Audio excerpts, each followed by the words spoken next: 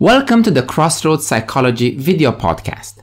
I'm Voicu Mihnea, signing in from Beijing. In this episode, we will talk about knife training, knife combat, and self-defense. I'm joined today by Matei Florin. Matei Florin is the CEO and chief instructor at Tactical Combat System, a school of combat and survival that offers tactical training to civilians and to private and national security forces. He has 9 years experience as an operator in a police tactical unit in his home country, Romania, and background in close quarter battles, high-risk arrests, and dignitary close protection. He is trained to intervene in high-risk events such as hostage and barricade situations. He has been on anti-piracy missions in high-risk zones such as the coast of Somalia, Nigeria, and the Gulf of Aden, between Yemen and Somalia and Somaliland. As a former private military contractor, he is an expert in tactics of modern combat, knife combat, and knife throwing, and close-quarter combat, among other martial arts and survival skills. Thank you so much for joining me. Hi, Mihnea, and thank you very much for having me to your podcast. It's a pleasure. It is a pleasure to finally meet you live, and I want to share with the audience how we actually met, because we've never met before, right? I bumped onto one of your videos on Facebook, and to be honest, and I did not share this with you in our, pre-interview chat, I thought that your video was on high speed. So it was you training in the forest at the tree, and I'm like, all these moves you were doing, and then I realized that was the speed of your training. So I said, let me check you out. Yeah, the majority of people that they are seeing the first time the videos, they are having the same idea, like you say, and many times the video I'm putting there, the video speed is not changed. So people to understand that is the real speed. There is no doubt that you have experienced violence in your career, in your life, at a level that most people, most civilians, will never do. So how has that shaped you, being in a high-risk environment, having to deal as a job with violence? It's true. Having a direct contact with violence in my past jobs and the experience that I have, we're changing a lot of things, and especially when we talk about the mindset, the combat mindset. And not only this, but also in the way in which I plan my daily schedule, from when we talk, of course, about personal protection or self-protection. So I think the most important thing that I was able to achieve is not to achieve because all of us has this skill inside, but to sharpen it, it's awareness, to be able to identify potential threats. This is the most important thing that we have in us, not only us like humans, but also if you look in the animal world, they are having this instinct to catch and to see the predator or the danger. But because of the modern society, because of the technology and this world in which we live now, this skill is not so much at the same level like our ancestors. So this is one of the most important things that was changing at me. Another thing is the idea of planify and be able to make scenarios in my mind that are helping me to prevent them or to have a good programming of the brain, how to react in that moment. So, for example, when I'm training, let's say not only knife combat, but also fire weapons and other stuff, I'm making different kind of scenarios. And by making these scenarios, the brain is programmed to have a response in that moment when you will be in a real situation. So if, we must not go in the other direction of being paranoid. So it's an equilibrium between the both.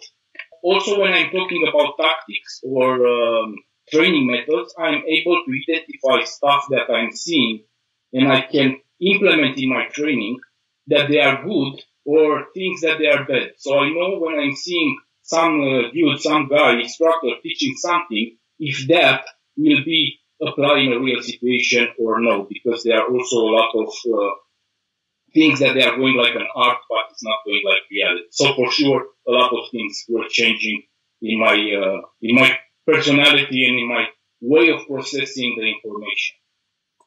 I find it very interesting what you said, that as someone who was exposed to violence, you are able to identify threats almost like a second nature.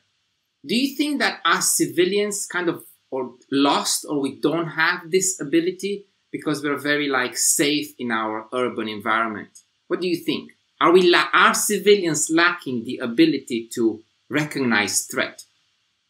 So I'm sure that all the civilians have this ability to recognize the threat. Only that is not so sharp in. So the idea how you can see this, for example, imagine that you are going on the dark alley to your car, yeah, and you hear steps behind you or running somebody. Immediately your mind, your body will enter in a state that it's making you look to see what is happening, because it can be a threat. So this is a good example to show that all we have this. Yeah, this is to everyone. Only that by training, by having different kind of exposure to violence, it will be more sharp, this kind of skill. Right, I totally agree, and I hope we can get into some practical tips towards the end of our interview. But I do believe that training, any kind of martial art training, builds your awareness, apart from obviously confidence, skills, and physical strength. So let's talk about your school, Tactical Combat System, and your project, School of Survival, which I find very, very interesting. What is it, and who is it for? So, Tactical Combat System, TCS on the short acronyms, it's a concept that I was forming in 2014, and it's combining hand-to-hand combat, fire weapons tactics, blades combat, and tactical medicine. So it's a complex system that I created in such a way to give knowledge not only to civilians that for sure they need it, but has also a part that is adapted for the military, for law enforcement, and security personnel. Yeah, so it's split in two. It's for the law enforcement and military, also for the civilians. Who can make this, and for who it is this TCS Tactical Combat System? For all the persons that are acknowledge the violence that are around them, and they want to have the knowledge to protect their lives, the family members, or the community.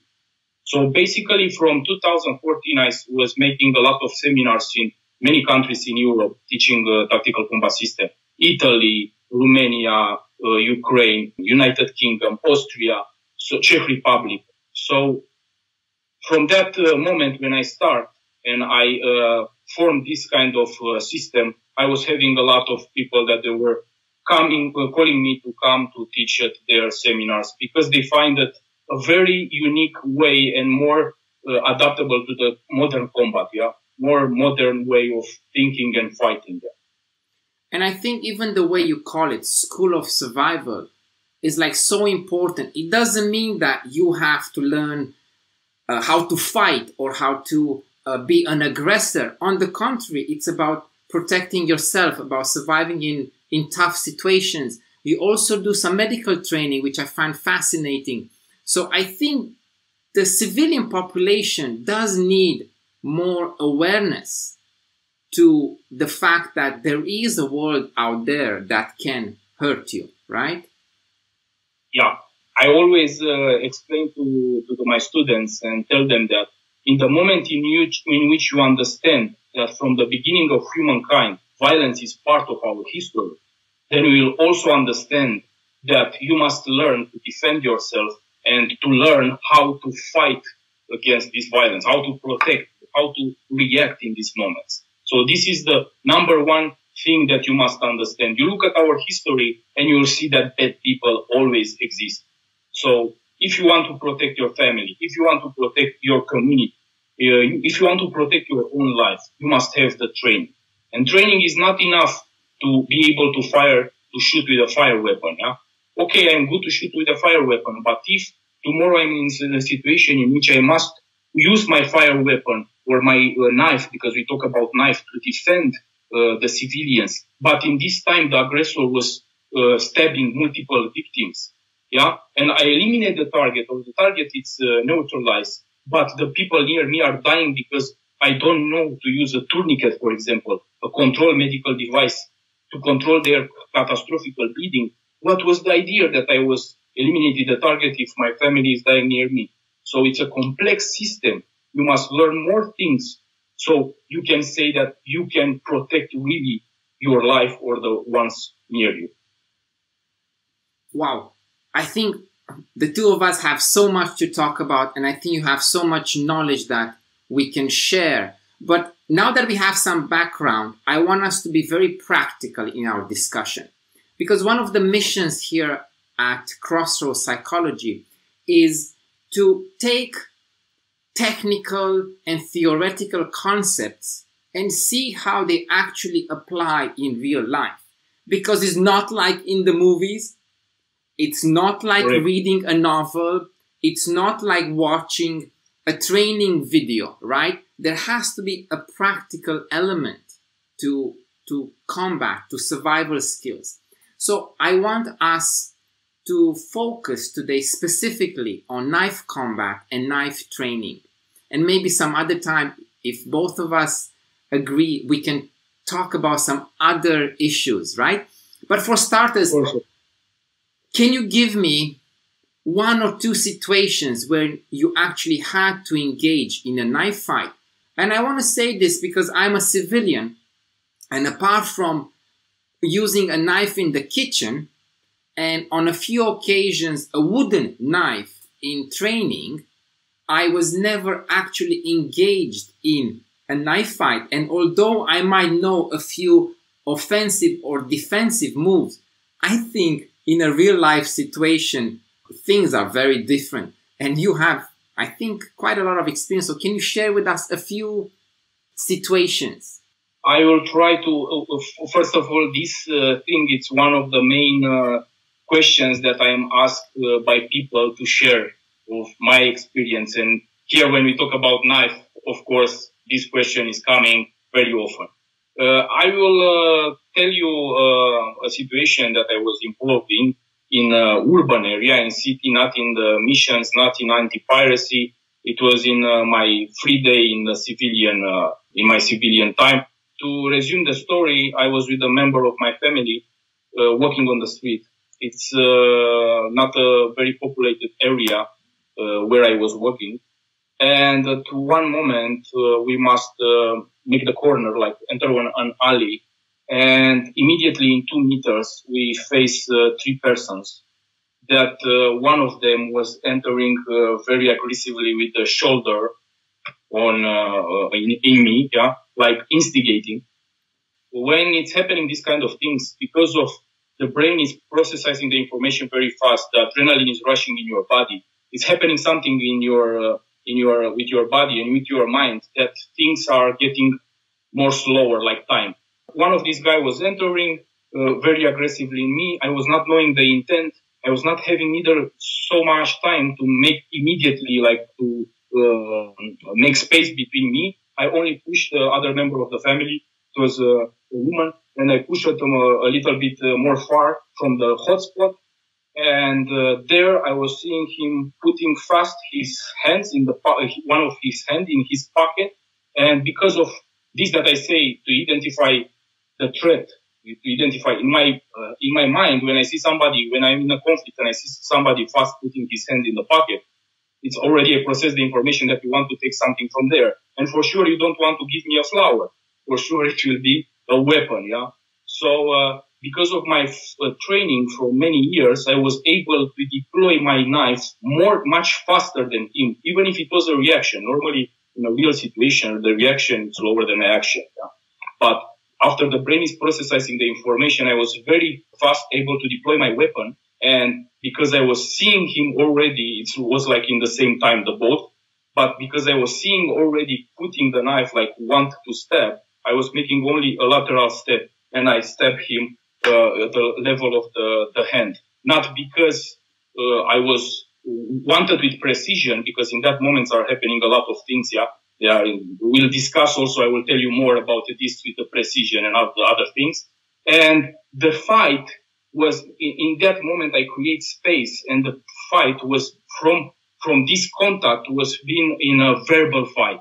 So this guy, the psychological effect that the knife was having, the idea that I was deploying very fast the knife, the idea that he was feeling, it was not so profound, deep, after how I feel it, the penetration, but the effect that was having on him, like I was fast to deploy the weapon and also feel it on his skin, on his muscle, this was creating this psychological effect of the knife. So nobody, even me, if I have a guy with a knife in front and I have the chances, I will go away. I will not stay there to fight. If I can run, I will run if I have the possibility. Yeah. But this was something that was happening very close and very fast. And this, and especially that I was with somebody else, I was not having the chance to run. I cannot let my family member near me to let there and me to run. So it's more complex, the situation. But this was transforming in a verbal confrontation, and both parties were going in the opposite direction and only verbal things. This was a very happy case, because in a knife fight, doesn't matter who you are, doesn't matter how good you are, chances all the time are that you can die. This I teach all the time. Yeah, training is helping you. Logical. You must train more and more. If I was not training, maybe I was lying in front of the priest, yeah, at the horizontal. But this was the situation, and it was a happy ending situation. Yeah, it was finishing in a good way. It's just, it gives me the goosebumps, even just by listening to you. But I think you made a very good point here, which the audience has to understand that. And I love the way you said it very, very fast. If you have the chance to run away from a fight and not have to engage and even more deploy a weapon or a knife, you would do that, right? Correctly. And this I teach also to my students, is the most important thing that people must understand, that knife, when a weapon is involved, is not movies, is not Hollywood. Exactly. You can die there. So I prefer to be in the minds of this aggressor, for example, to be a coward and sleep good home. Yes. That to be a hero but dead. This moment in which you must analyze and decide what is the best option to do. Okay, if you have this possibility. So here I think it's important to mention that before anyone decides to carry a knife, it is very important to do our own research, right? So knife legislation is very specific from country to country, and is very different from person to person, actually. So before we start our discussion, I want to segue into the topic of knife fighting and knife training and knife combat. Let's have some disclaimers, right? That do not carry a knife as a civilian in a country where you're not allowed to, right? Yeah. It's a very simple thing, and I give you an example. I am from Romania, you are from Romania, yeah? There is one legislation, now I'm living in Austria. In Romania, you are not allowed neither to have a folding knife, yeah?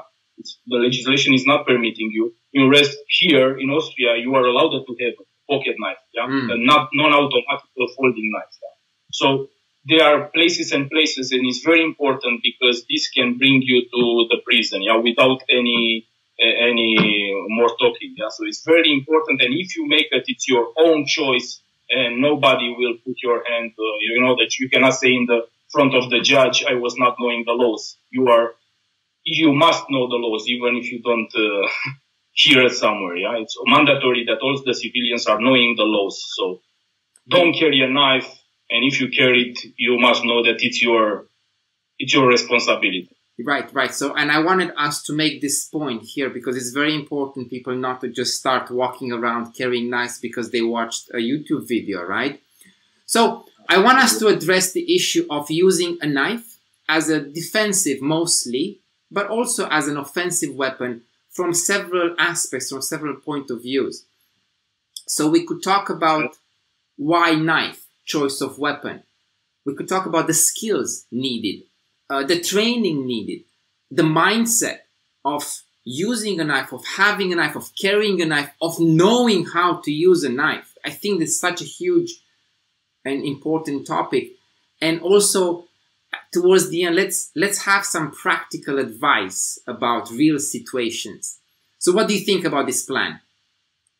Yeah, it's very good. It's very good, and they are how to say, the most important thing that even if you are a beginner and you want to start, you must know all these things to make an idea. Yeah, so it's perfect. Right. So let's start with why use a knife as a defensive weapon. Why a knife? There are so many things that I can say here. I can put on the paper hundreds of things, but I will try to resume the most important.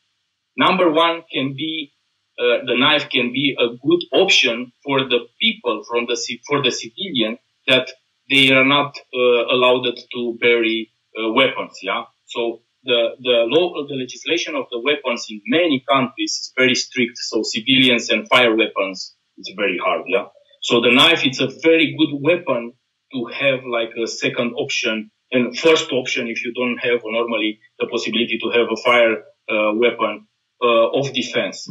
The second thing that I see at the knife, it's not hard to use. Yeah, you don't need so I don't know, advanced techniques, so you are able to strike with the knife. If I put now to a teenager a knife in the hand, or I put to an old 76, I don't know, 70 years old man in the knife in the hand, both have the possibility to kill.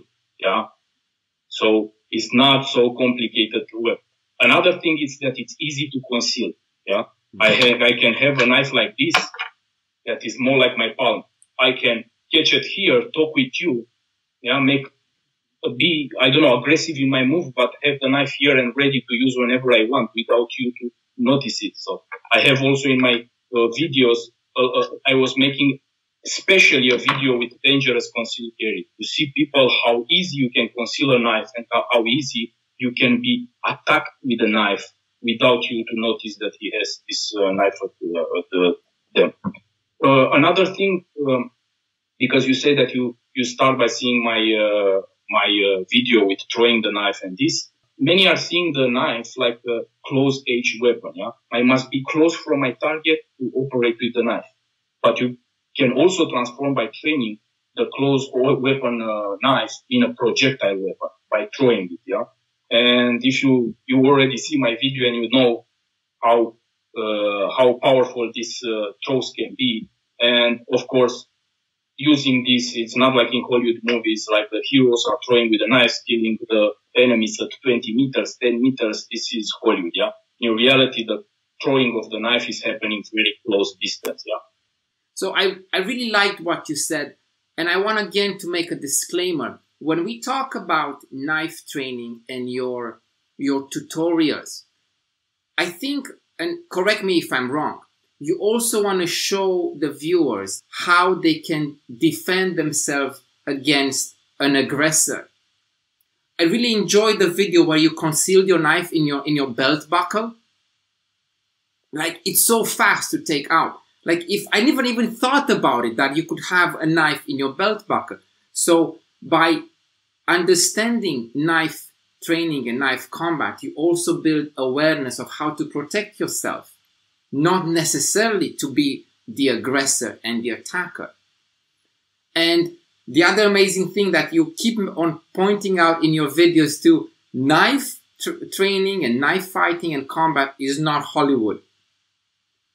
And although actually I was talking to my friends today and we were having dinner and I said, I have to go back. I'm going to have a podcast with a really cool guy. And by the way, he throws knives at tree branches and he never misses.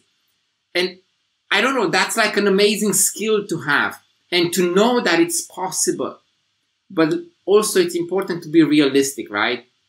That knife training and knife fighting is also about close combat. There are things that can be demonstrated and things that can be applied, yeah? So I can make a demonstration also how I throw the knife from 10 meters. But in a real situation, I will never hit a target that has unpredictable movements and is moving continuously. Even if I take a stone and I want to hit you and you are at the 10 meters, you will protect yourself or you will move. So this is the concept why knife throwing is happening in more close distance. And of course, edge weapon, when you use the real combat, close combat, it's in very short distance. And of course, how you say, it's about not mixing the two. Hollywood is Hollywood. Realistic things are realistic things. Also, when I teach and I make all these drills, sometimes I make like 3-4 cuts and one throw. In reality, will not happen. In reality, it's one step and it's finished. Yeah. Right. So you must understand it. It's not a fancy art like with the eskrima. You stay like the musketeers who are staying, and it's not existing. This many times you will not be able to see the knife coming. This is the reason why I say that awareness, being able to identify a potential threat, is number one thing. And I really like that. And you mentioned awareness at the very beginning of this podcast. And I think it seems to be a thread, right? In everything that you say, you keep mentioning awareness of both the threat and also your abilities or capabilities of getting out of a situation or of protecting the person that's with you. So what are some basic knife skills a civilian should have? And I say should have because I do believe that we all should have the ability to protect ourselves and to protect the person we are with, especially as men, and we should be able to protect our family, and most importantly, know how to protect the family, right?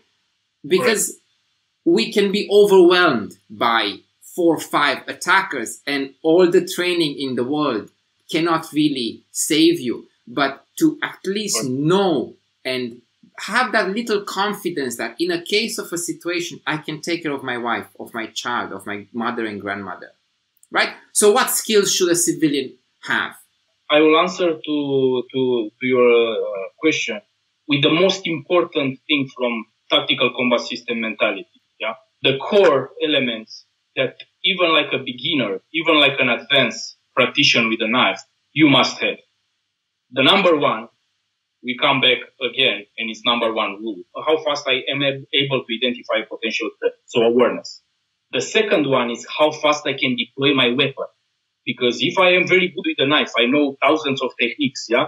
But in a real situation, I am not able to deploy the knife in time. I will die with all my techniques that I was knowing because I was not able to deploy my knife fast. So this is the second thing. The third one is how able I am, how fast I am able to hit, to strike with the knife. And the fourth one that is coming with the third, how precise. So these are the 4 elements. Doesn't matter beginner, not beginner, that it are the core elements of the tactical combat system involving knife and not only knife. And for achieving all this, there are all kinds of exercises. And I give you a simple example. Maybe we discuss much later more advanced techniques, but a simple example, for example, if you want to achieve precision, yeah, you can, of course, if you are a beginner, a training knife. Like a beginner, never train at the beginning with a real knife because you will cut yourself for sure. Yeah. So a training knife. These are rubber knives or special design knives that are for training. And I can make on the wall a circle, a small circle, and hundreds of times I must hit with the rubber knife there. Or I can draw on the page and put it on the wall, and with the marker, a small circle with the marker all the time to mark in front of this circle. Yeah. So these are precision exercises that can help you increase your precision. Then there are exercises for fast hitting. Then there are exercises of deploying your knife.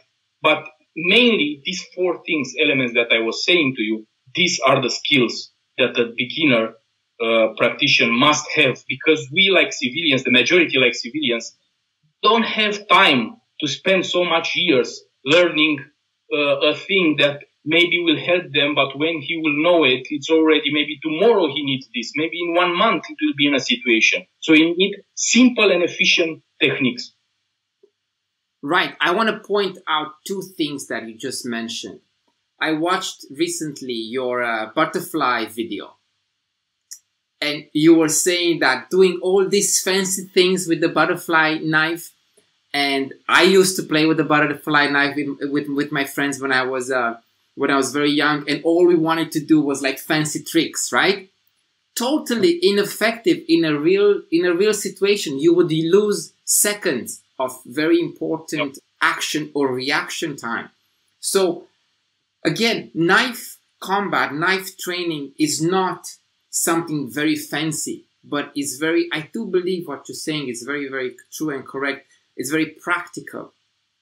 And I also watched again your video where you were doing the knife stab at the wall. You had like a blurb of tape, and you were stabbing the tape, right? And I tried, and it's very difficult to point at the same location again and again fast. It requires a lot of coordination and fine motor skills. Yeah, I want to say a very important thing. People, if they were not facing violence and they were not in many types of these situations, they don't know that how their body will operate. So it's very important to know also what is happening in your body in a real situation. For example, after the brain is processing the information and is giving the adrenaline is released in your body and is rushing in your body, the fine motor skills that you have, like the fingers, they are not operating at the same level. For example, when we say about the butterfly knife, all these movements that you do when you are not stressed and you are home in a real situation, 90% is existing the possibility that you lose the knife down. You understand? Because your fine motor skill will not be the same anymore. But people, they don't know this. They don't know that your breathing is increasing so high. Your heartbeats, your blood is redirecting to the big muscles groups. And your hands are sweating. Sweating. Yeah, correct. Very good. For sure, you know, because it's also part of your domain. So all these things are very important to know, because you can imitate in your training this kind of reactions. Yeah. For example, if I am making all the time relaxed training, I'm in a relaxed mode and make this with a knife, it's very good. I will be a master of this skill, being home and relaxed. But when I will be in the real situation, something is happening with my body. So I must imitate that situation. For example, how I can make 20 push-ups, run 50 meters, how fast I can. My breath is increasing, my heartbeats are increasing, and my hands are shaking. So I bring a little bit my body close with what is happening with it in that moment. So after I'm making this, I'm trying to make my drills very fast to see how I operated. It will be more difficult. The same with the meteorological condition. If I am training all the time in a good, beautiful gym, with warming and this, when I will be needed to use my knife and it will be freezing outside and cold, my fingers will not operate the same. So what I can do? I can put, for example, a bucket of ice with water, putting my hands inside 2 minutes, 3 minutes until I cannot move it very good, and then try to open my folding knife. These are things that people must. It's the stress that you induce into the training in such a way that you can be close to the real things that they are happening in reality. And I totally connect with what you're saying. And if we change the word knife to archery, I used to be a competitive archer, and I trained every day at a target in my own safety zone at the archery field with my friends around me. And then when competition day comes, it's totally different. Even if it's at home, on my own field, it's a different situation. And what you're saying with like doing push-ups, running 150 meters and then practicing your skills, we did that in archery. So we had to run 100 meters, 70 meters back, put on our gear and shoot.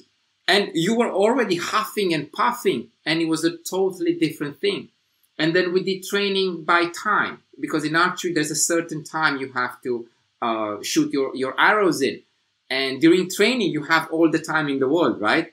But when you're under pressure, your body behaves differently. You think differently. And that's why I think training is very important when we talk about any skill and especially combat training. So where do one start with knife training?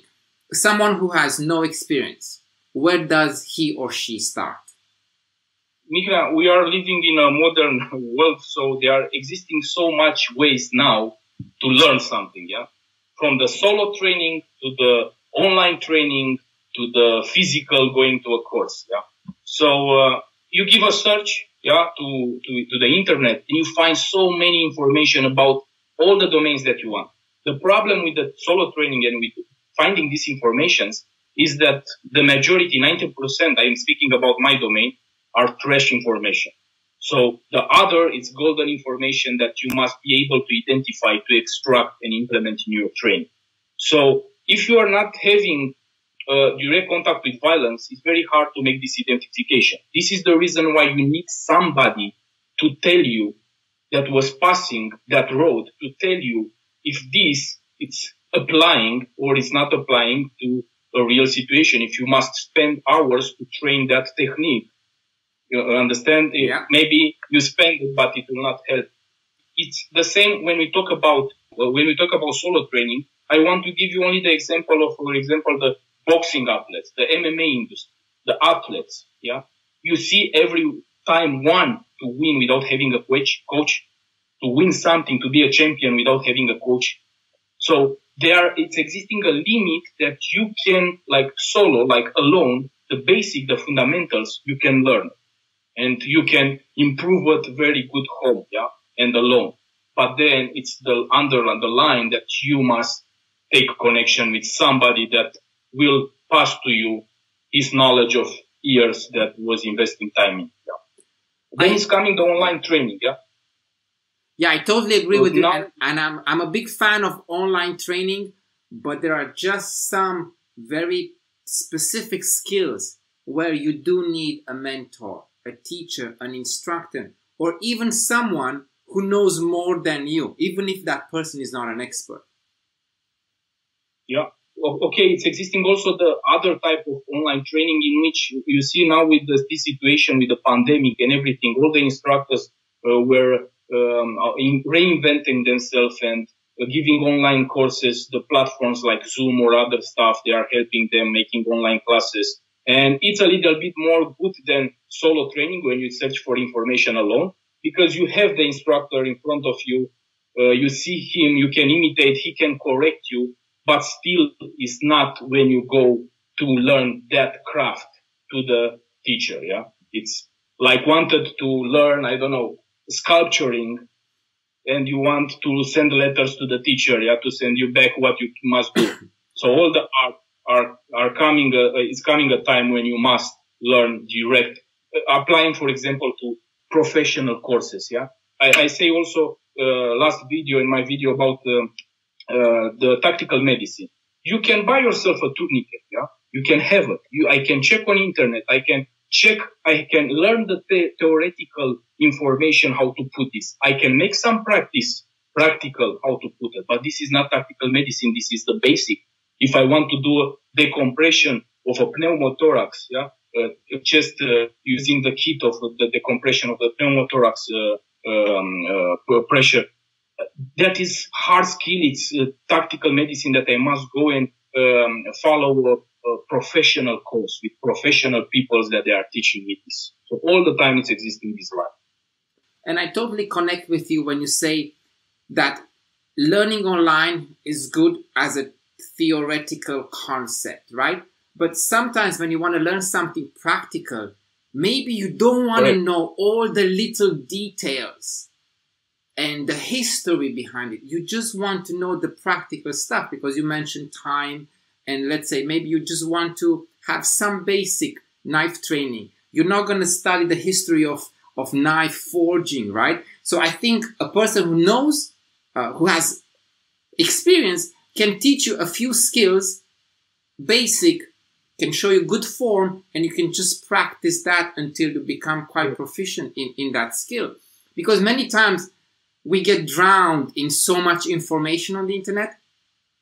And there's even on your channel, there is so much stuff about knife training and knife fighting that I watch maybe 10 or 15 of your videos, and every time I'm like, wait, what? I forgot what the skill was in the previous video, right? So there must also be like a progression, and maybe as a beginner, you don't understand the progression. That is one. And then the second one, you talk about the tourniquet and medical, what do you call it? Medical tactical intervention? Tactical medicine. Tactical medicine, it's the civilian medicine, and tactical medicine, it was more applied in the military field. Yeah, it's the capability of an individual to keep the victim alive until professional medical care is coming. And here I'm not talking about first aid, CPR, cardiopulmonary resuscitation. I'm talking about trauma, trauma wounds. Yeah, for example, you were cut with your artery, the leg was slashed with a knife by the adversary or somebody else near you. So for this, you cannot make a CPR. Yeah, you need a tourniquet. You must control the bleeding. Otherwise, in few minutes, he will lose a lot of amount of blood and he will die. So these are skills calling tactical medicine. These are skills that people must have like civilians. And also these skills, again, I can watch a video, I can read the book, I can learn the steps, but you were never in a situation when there was a bleeding person in front of you and you need to remember all those steps, not to mention to like be drowned in blood. And let's say in the unfortunate situation where the person that you want to help is someone that you know or that you care about, like there's so much pressure and outside pressure that comes onto you. So again, just online is not enough. And that's why I want us to focus today on the practical part of knife training and not be like, you know, fantasies and Hollywood and you can do this and you get a certificate and you're an expert. Like forget about the certificate. You don't need a certificate. Just know the 4 basic skills and maybe they can have a great impact. So I believe that a person's whole approach to a situation changes if one has a knife on him or if one knows how to use a knife. For example, let's say I have some basic knife training, but I don't have a knife on me.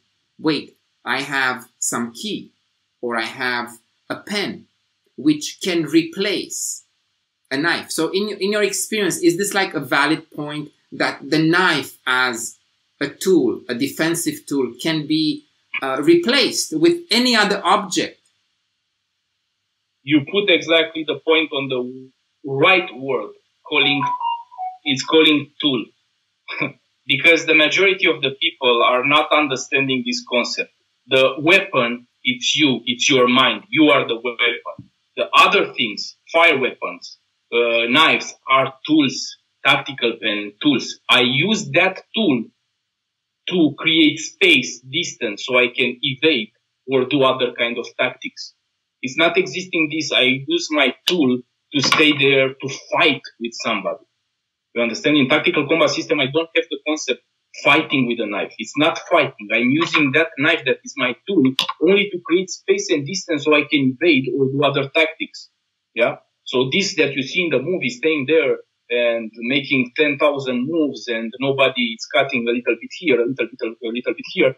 Again, we come to the same discussion, Hollywood idea. So yes, if you have coming back to your question, if you have advanced training, yeah, and you know, not only advanced training, you can be also a beginner, but if you understand the concept behind this, you will understand that if I have this knife now in my hand, or I have a tactical pen, some of the characteristics and the movements are the same. But I recommend to people, if you know that you will not carry a knife, don't train in your training, for example, doing with the knife slashings, slash to slash.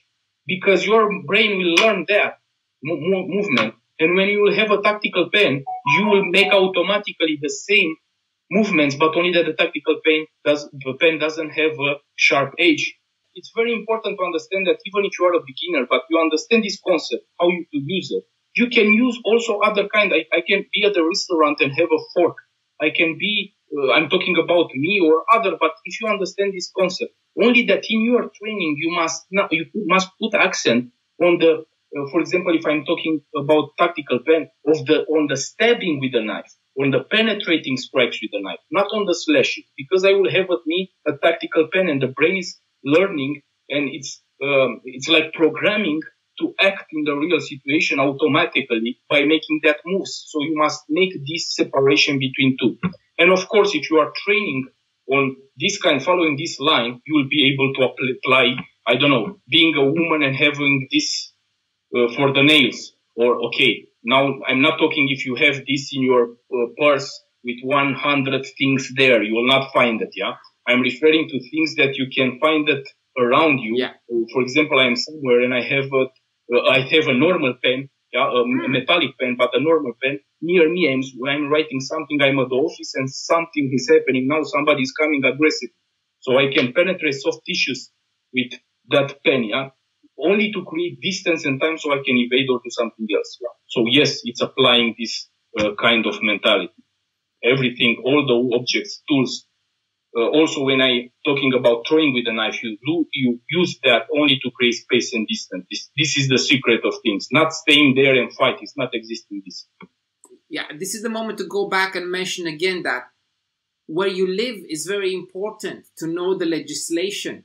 And if you know you cannot carry a knife with a blade with you, but you can carry a tactical pen, then your training makes sense to be as such, so that you train more stabbing, more defense, right? Not slashing, as you said.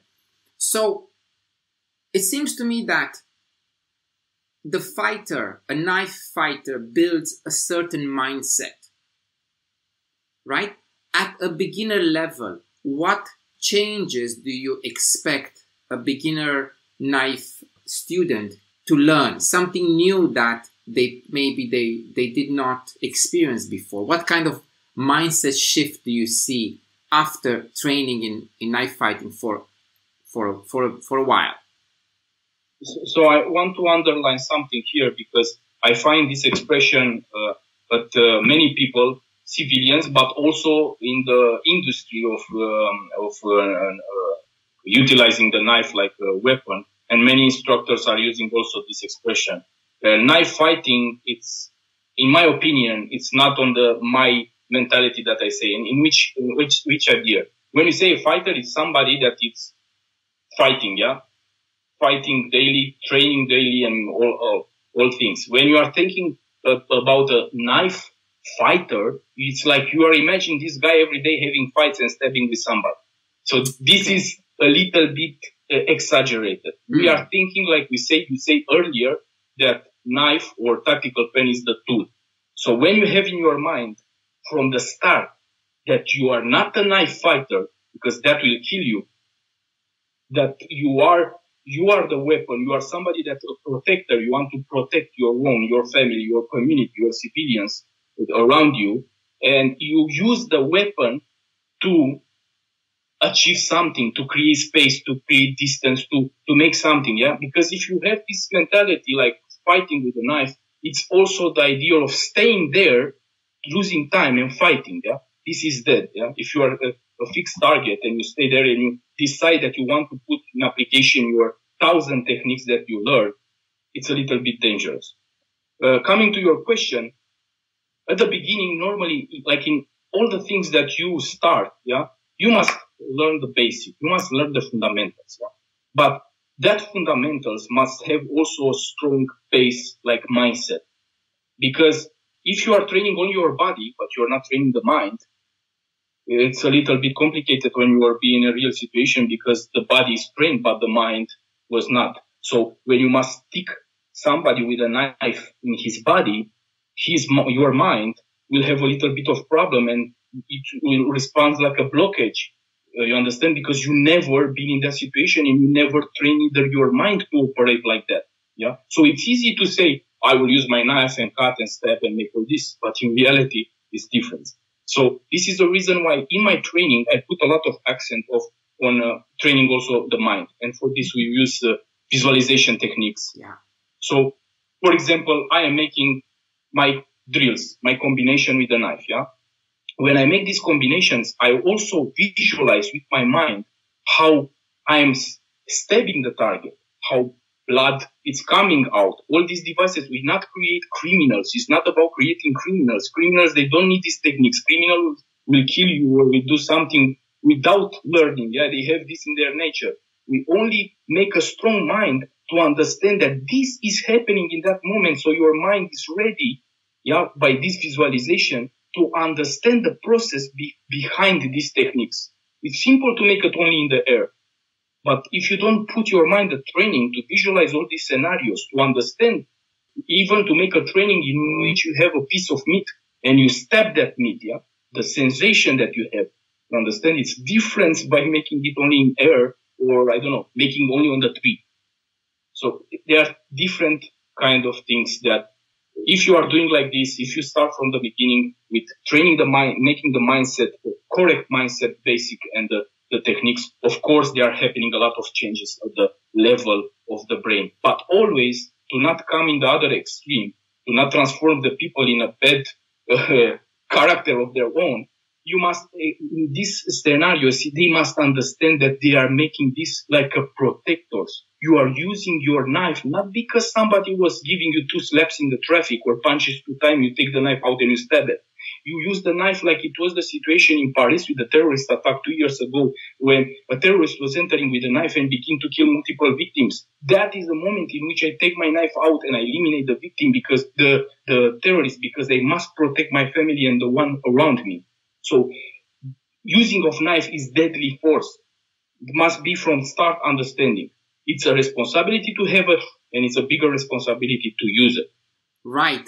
Wow. I want to circle back and mention, and I never thought about it the way you put it, that knife fighting, knife fighter is actually not a good way to put it, right? Because you're right. A fighter is someone who trains to fight in a organized manner, right? There's rules, there's this and that. But in a knife fight on the street, there's no one that is actually prepared unless you train for it.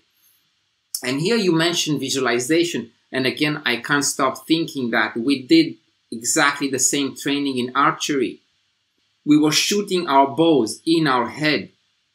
We were following the moves with no arrow, with no bow, and waiting for the arrow to hit the target and visualizing the target. So I do believe that visualization is a huge benefit and it's a very good practice. And I think it's almost like a skill to have the ability to understand mentally the process you have to go through to reach a target. And yes, it's a very good point that we are making here.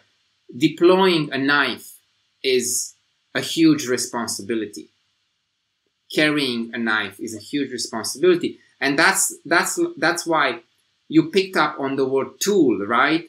A tool can also be a defensive weapon and can almost have the same effect and the same end, right?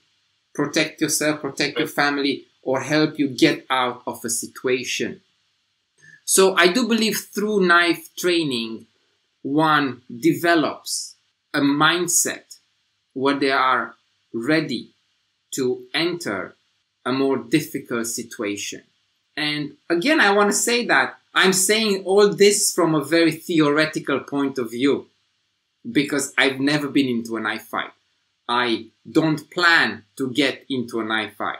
If I am into a very difficult situation, I plan to protect my family and run away, right? Let's be very straight about it. With all the martial arts that I have under my belt or that I want to have, being practical is very important. So let's take a situation. I have some knife training. I have a knife for me. I'm in a situation. I wanted to say I'm in a dark alley, but you already gave that example. So I'm in a situation where I can't run away. At the same time, I have to remember that every action that I take will have consequences. Depending on the country you're in, deploying a deadly weapon and creating damage and even death can put you in a lot of trouble.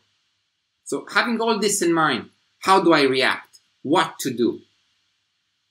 So I start with a very fast enumeration of three main aspects. When you are facing a knife attack, and I have a knife at me, there are three main situations. Situation number one, I have the time and space to run away, and I am alone. I will run away. Yeah, so I can do this. I make it. Situation number two, I have the space and time to run away, but to make this, I must face the opponent. For example, imagine you are in a room and the door, you must reach the door to escape that room. Yeah? I give a simple example to make. So for that, I must have a direct contact with the aggressor. Short, but only to create space so I can run away. I repeat, I say it in the simplistic way, only people to make an idea about what I want to say. Yeah. And situation number three, when, for example, you are in an elevator, yeah? You are in an elevator, you cannot run away. You are in until the door is open, you are there. Right, yeah? close quarters. Or in a closed room. So that is the moment in which doesn't matter what you do, you must make whatever you can so you stay alive, yeah, to fight to stay alive. Now coming back to your scenario, this with the running away, it's a very good thing, but also you must understand that depends of your physical capability.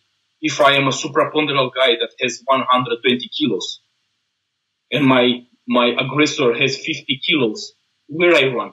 It's catching me in 3 meters. Yeah. If I have my baby with me or my child, I have 2 children, how I run? And also my wife. They will catch you and stab you. So there are different scenarios in which you can make this if you are alone or something, or I don't know.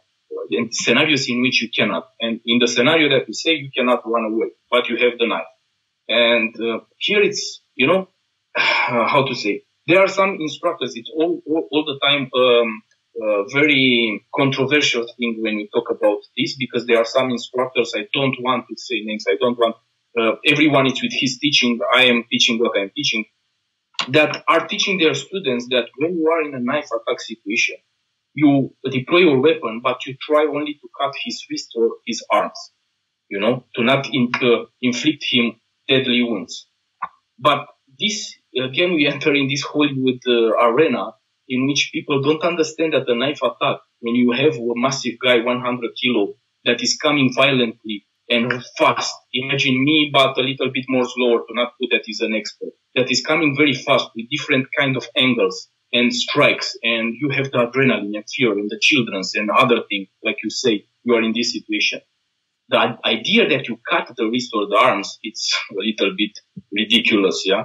So we must understand that when you use the knife, when you take it out, you cannot say to the judge, I was wanted to cut also only his wrists, because he will say, who is your lawyer?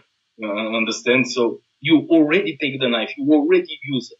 So you must have two things in your mind. When it's already coming to a fight with the knife, you decide to use it, so to take it out and to use it already, all it's over, yeah? So you have two options: to protect your family to be alive, yeah, and the other guy that was attacking to be dead, yeah, or to have this freezing moment in which you say, I don't take the knife out because I will go to prison and all of you will be dead, yeah. So this is a very difficult situation, and it's requiring a very powerful mindset, yeah, to make the decision if it's time to use the knife. Of course, if the other guy doesn't have the knife out, yeah, I'm trying all the methods to mitigate the conflict verbally and to try to protect, like you say, I try to protect my family and to try to mitigate, to be between me and the aggressor or the multiple aggressor in such a way that I can mitigate to de-escalate the conflict. If it's already passing to the physical taking of the knife, doesn't matter what is happening. I don't use my bare hands against the knife, because this is another Hollywood scene. Yeah, when you have multiple aggressors with weapons, I'm taking my hands and I'm an expert, Steven Seagal and other stuff, and I catch him by the wrist. I know I do also Aikido. I was doing a long time ago, and I respect Jiu-Jitsu, other martial arts, yeah, and I respect it's an art. There are things that can work and things that they cannot work, yeah. when you have multiple aggressors and you have a knife attack and they have weapons, this is nothing. So I will deploy my knife, and I prefer to be in front of a judge giving explanation because I'm protecting my family than to be in front of the priest. Yeah. So this is the idea. It's a very complicated thing. This is the reason why I say using of the knife, it's deadly force, and it must be taken out and used only in these extreme scenarios. Terrorist attack. People that already coming with a knife and stab you, if he wants to stab you and you are with the family and you want to protect, and all these things. Yeah. So we must make this separation between the two. Wow. I was not expecting this answer, to be honest, but I can pick up on a few things. And one of them, I didn't even think about it, is that you're right. Not everyone is in peak physical condition, right? Because usually we associate with people who have similar interests, right? I reach out to you because I find what you're doing fascinating, that I'm passionate about martial arts. By chance, both of us did Aikido. So we're always physically fit. And also archery, not as a professional, I am an amateur one. I have an recurve art bow. There you go. So see how we are attracted by people who have similar opinions and similar interests like us. But you're right, others are not physically fit. And maybe this is also a nice reminder that before we even think of knife training and knife combat and protecting our family, we should make sure that we are physically fit to be able to protect ourselves, our family. And I really love it the way you say, protect your community. Like, I think that comes from your background as a former special ops police officer, and from your work where you have this ethos of helping the community, right? Maybe my circle, my thinking is more narrow, as in like, I want to make sure I protect myself, my family, my immediate loved ones. And my baby is 2 months old tomorrow. And like my biggest fear right now, thank you, my biggest fear right now in life is that I won't be able to protect him when he is still not able to defend himself. And I actually talked to my wife about, if we are in a situation on the street where I must take very extreme action, I told her that regardless of the consequences, they come first as my priority. And I would take all the actions necessary to make sure they are, protected, safe, they escape the situation. And my wife was saying like, oh, you think too much about it. But maybe this is us, thinking about scenarios that maybe they will never happen. But again, having the mindset that, oh, I already practiced this in my head at least. I know what I'm going to do. And I know what's going to happen, right? The old saying is better to be a warrior in a garden than to be a gardener in a war. There you go. Right. Wow, I really hope that we're going to have more time in the future to continue our chat, maybe on different topics. But you know what? I'm taking the knife away from this conversation. And, we talk about knife training and carrying a concealed weapon. But let's be honest, not always we can do that, right? So what do we do? What are some practical tips? Let's say 3 practical tips for someone who is in a hot situation on the street, but does not have, let's not connect it to a knife. Let's not connect it to a knife fight. And before you say anything, I want to say tip number 1, make sure you are physically fit and ready to protect yourself and protect your family. I think before anything else, if you can't run 100 meters very fast, I'm sorry, get your game together. So give me 3 tips for any civilian who's in a situation. How should they, protect themselves? No knives, no weapons, nothing. And they can't run away, all right? So this is number 1, run away, but they cannot run away. Yeah. So, and number two is coming in the idea to be aware, yeah, to be able to identify things. So very important, until these three tips, you say that you cannot run away, okay? But very important, I come again to the same word, number one, awareness. To be all the time able to identify things. Even if I am in that hot spot, I must be very aware about what my target, what my aggressors or potential aggressors are doing. Yeah, you must have, number one tip, you must have always in your mind that people are carrying weapons, especially bad guys are carrying weapons. So when you have this in your mind, your approach to this, it will be different, totally different. You will not try to close the distance because if I have a knife, this is what I want you to do, to close the distance because you are in the range of the weapon. So have in mind always that people are carrying weapons, and especially bad guys are carrying weapons. Have the respect of a weapon, yeah?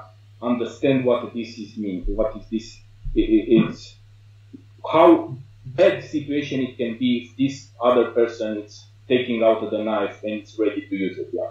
So when you have this mentality, you know also to keep the distance. Distance, I'm not referring 50 meters, I'm referring to be a small distance between you and the aggressor. Second, try to identify at you or around you possible tools that you can use like a weapon, yeah?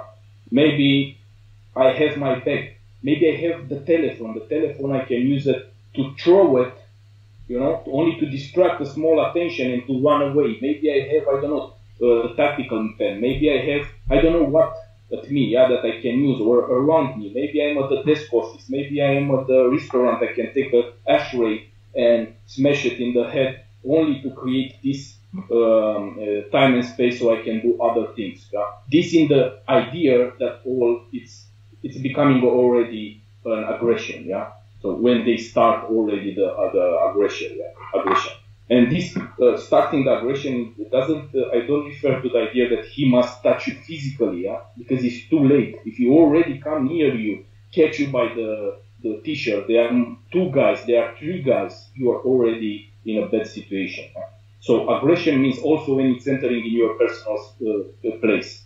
All the time have your hands up.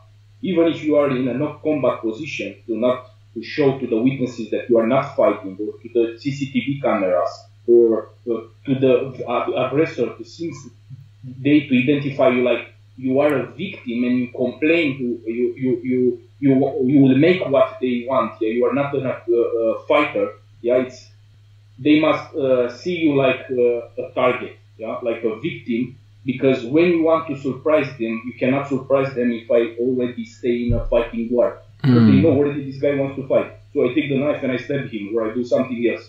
So even if I am in a non-fighting stanza, my hands are up. Because if I am with the hands down, not the KO, it's yours. Yeah, the reaction is more slower than the action. If there are multiple aggressors and you have one here, the peripheral view will not see so good how this guy and fast it will smash your face or hitting you and give you the KO. Yeah?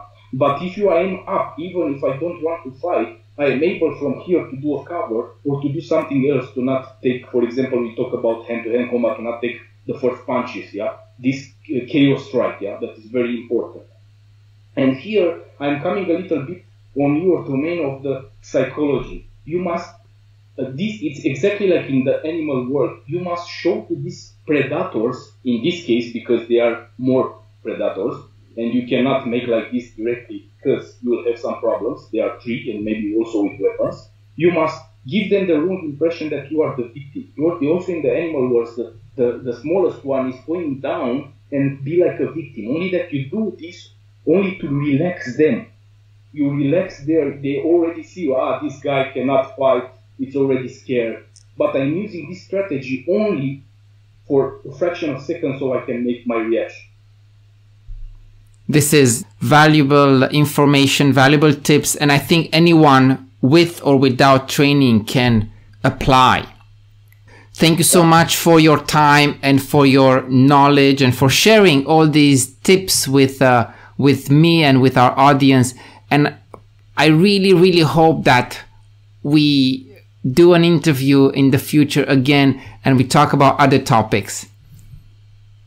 Thank you very much for having me in your podcast, Mihnea. And for sure, I am all the time, when you want, we'll make other kind of things, because I like this kind of conversation. This kind of podcasts are giving something to the people. They can learn something, and of course we can learn also one of each other, different kind of things. This is the idea that is making us more stronger, like men, so like protectors, that they want to defend their families and their own life. And I also think that it's important to send out a message that we must be aware of our environment and we must be prepared both mentally and physically to protect ourselves, to protect our family. And you keep saying protect our community, and if we have that ability to protect our community, more power to us. But totally, we should be able to take care of our own, right? When we talk about community, I'm talking about if you imagine a scenario, if you are in a looting type of scenario, you see there how it was in the USA, what it was happening. We don't talk politics or other stuff, but I only want to give you a scenario. You can protect your family or can have some provision from yourself for your family for a small amount of time. You have some skills that they are, they are limited. But when the communities, when you find other people that they like the same things like you like, that they have the same mentality, that they have the warrior spirit inside, that they have the protector spirit inside them, then you get together and you know when you will face a big threat, like this, how it was there. I don't know, it can be a catastrophic thing. Yeah. You know that you have a good guys, a good community there formed that together will permit you to survive or to be better, to adapt better to that situation. This is brilliant. Thank you so much. Until next time. Thank you very much. Thank you very much. Goodbye. Ciao. And I hope everyone enjoyed this podcast. And I'm really interested to know, what are your opinions? What do you think? Do you think knife training, knife combat, survival skills are important for you, for your family, for your community? And how do you approach it? Let us know in the comment section below. And if you don't want to miss the next episode, subscribe to our channel. Until next time, this is Voicu Mihnea signing off from Beijing. Goodbye.